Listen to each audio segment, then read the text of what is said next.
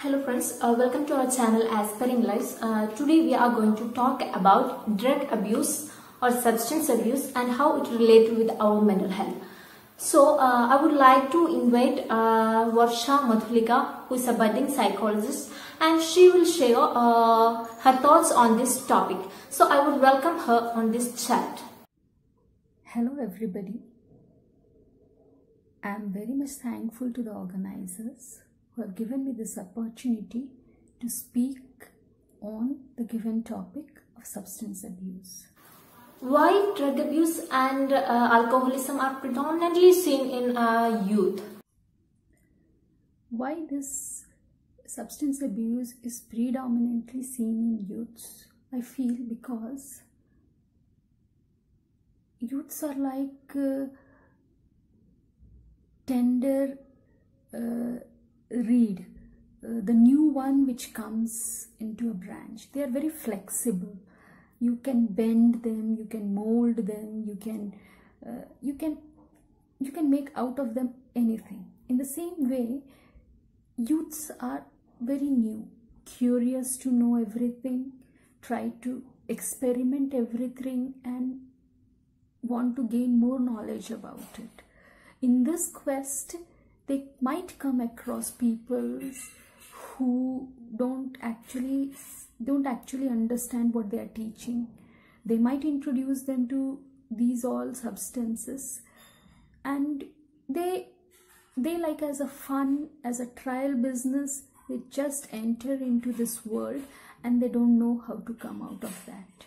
They just go on and on deep into its marshy area, and they get stuck. They just don't know how to come out. They just don't know what to do, but just they are stuck up. What are the physical impact that caused by excess use of alcoholism and drug abuse? You will find them as like unsteady in their gait.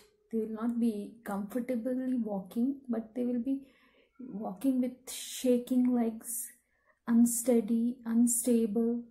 Then you will also find them with slurred speech. They will not at all be able to speak well, but it would be slurred. They will be very restless. You cannot make them sit at one place at any moment. They'll be roaming around, speaking something which you will not understand, something that is really heavy. Then you'll find them complaining always of headache. They will have always headache. They will be sweating a lot. They will have tremors on their hands. You can see those tremors. They will be unable to hold anything with their hands very well. They will make them fall. They will cause many things to be broken because of their unsteady gaits. They might also carry breath mints or gums to hide the alcohol or smoke smell. You'll also find them always being cut off from people, trying to find some nook and corners where they could sniff a cigarette, or they could find to gulp down alcohol drink. Something of these sorts you will always find them. Nowadays, ganja, then nicotine, cocaine, magic mushroom, cool, these all are very common among youth. What do you think about it, and how can solve such habits? This is probably because it makes you feel high. That means people take these drugs, especially youths, for pleasure and recreation. It all begins as a fun. Yes, you get much pleasure. It's just for recreation, and it all goes like that. What happens actually is, when you take these drugs have got components which reacts with your brain, and that causes you to release dopamine, the hormone in the brain which makes you feel euphoric, relaxed, feeling. That is what everyone wants in life, and that is what especially the youths want. What happens during adolescence and early adulthood, they are busy making their own identity, establishing themselves, so they have much tension, much struggle, much of competitions. So in order to reduce this stress condition, they feel the use of substance abuse to be the easiest and most simplest method to find relaxation and re-energizing their own soul. That is how they feel to find these all things most appropriate. Prevent substance abuse is very important in youth, because youth is the future of our nation. We can very well prevent it. The two aspects which is being highlighted is either you reduce the demand of the substance or you reduce the supply of the substance. In order to reduce the supply of the substance, the government plays an integral role. It's the government who can put on strict laws regarding the cultivation of such drugs in the country, and it is the government who can put strict custom rules to export and import of such drugs, such elements. Further, the government should also put strict laws for those who have been caught dealing such drugs amidst youth or the population. In such ways, the government can put a good check on the use and abuse of such substances within the country. The drugs like psychotropic drugs and narcotics, which also has got the effect of addiction, and it continues in the life of people, can also be checked. The medical professionals and the medical field plays an integral role in this. Such drugs is by law not made available easily in the market. They are only available by the prescription of doctors. So in this way, a good check can be put on the use of such drugs. No one can sell such drugs without the prescription, and no one can acquire such drugs without the prescription of a certified doctor. So such laws makes it very safe and very good for curbing the supply of the substances in the market very easily and readily.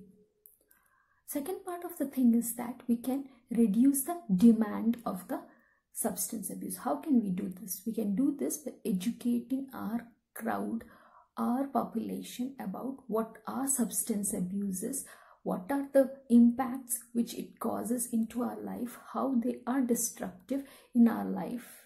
So in this way, we are educating the population and preparing them mentally to abstain from such substances. This is one of the most effective way and the best way to stop the spread of substance abuse in the population. Peer group influence is a major factor that leads to drug abuse and alcoholism. And media portraits also having a great influence on this. How can we prevent such habits, or how can we mitigate such influence? By putting laws for movies which have got such scenes. We can have such government laws. We have in fact such government laws which does not allow much of drinking scenes or smoking things. Second part of the thing is that in the present technological era, they even if this happen to show a scene of such substance abuse, they will write that these all things are injurious to health. We are supposed to learn from such things and we are supposed to refrain from them. Regarding the peer groups, It's all upon us. We have to decide where we have to sit, where we have to stand. We have to choose our friends. We have to make our own community. We should know what we are doing. So in order to understand this, we should have good relationship with our parents. We should learn from them. We should share from them everything. If there are discrepancies with their understanding and our understanding, we can always seek a help from any other person, like a teacher, a good friend, a reliable person who would really guide us on the right track. Friends will not always be correct because they don't know everything. Many times they themselves make mistakes and cause others also to make mistakes. So if at all you feel that you are in such a position, do seek help from others so that they would help you out to make you understand what the situation is, what the scenario is, how you can better protect yourself, and how you can make a good progress and achieve success in your life. Substance abuse and these all things are never going to help you a lot in your future life, in your achievement life. They can only mislead you, misguide you, and destroy your future. So in order to be the real you, the one who has been successful and achievable person, only if you have good company and good friends. So it is we who have to decide who should be our friend and who should not be our friend. We should know where to say a yes and where to say a no. Well, what are the risk factors that are associated with substance abuse? The risk factors involved in the substance abuse is, first and foremost, is the family history of addiction. It is found that those families who are addicted with such substance abuse, their children also get addicted to those things, seeing their own parents, relatives, or near and dear ones. Then those people who have mental health disorders like depression, post-traumatic stress disorder, ADHD, such people are already low. They have low self-esteem. So these substance abuses gives them rest from those all inferiority feelings, those all low feelings, and they feel better and good. So they get easily attracted towards substance abuse. Then peer pressure is another integral risk factor. Many of the youths and many of these young adults get into addiction only because of peer pressure. Their friends wanted it and so they started. They drank and that never ended. That is how this peer pressure brings about these bad things. They all instigate, they all say that just one sniff, just one drink, nothing is going to happen, nothing is going to change, and we all get stuck in there. Then it comes to be lack of family influence, especially in those families where love, belongingness, coziness, warmth is missing. Those people always find rest in substance abuse.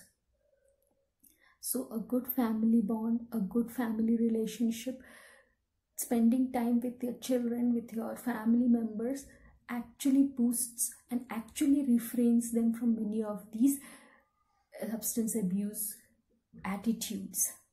Then there is early use. In country like especially us, where we have lot of labor force, where children get involved and doing such works, they get exhausted, tired, and to find relief they will land up with substance abuse.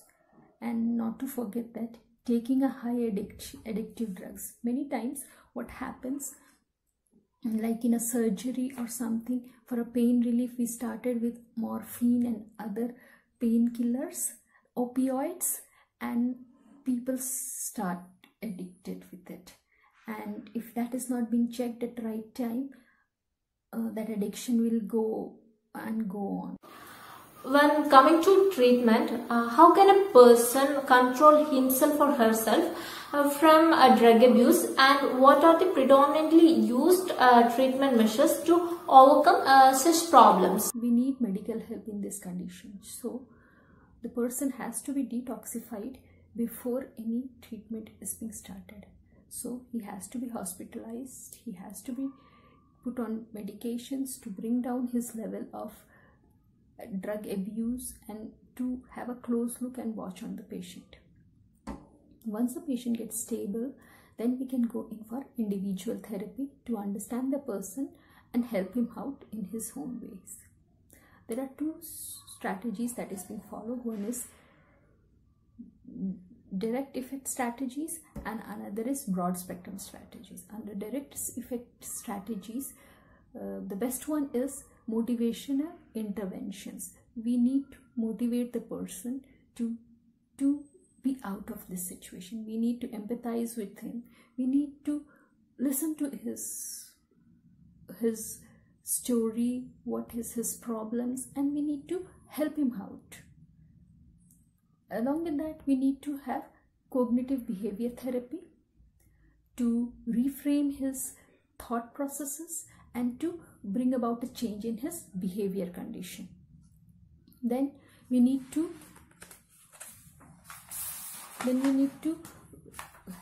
look for the broad spectrum strategies, wherein we see that the person does not harm himself. The person learns new coping strategies and skills to better adjust to this world, and then we need to make him vocationally ready to involve himself in a productive way.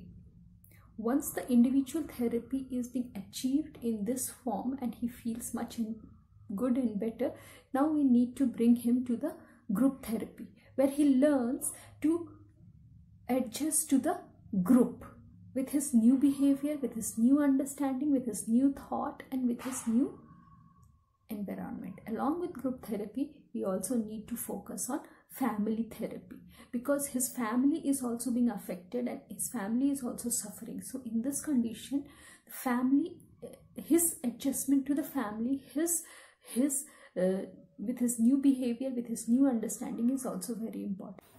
Thank you, ma'am, for sharing your thoughts with us. Dealing with substance abuse and alcoholism is never easy. If a person having mental health problem, it is quite difficult to solve such issues. When mental health problem goes untreated, the substance abuse problem usually increases. And when alcoholism and drug abuses increases, surely the mental health problem also increases. I hope this video will be helpful for you to know something about drug abuse and how it related with our mental health. And I would like to conclude this video, and thank you all for your support and watching this video. Thank you.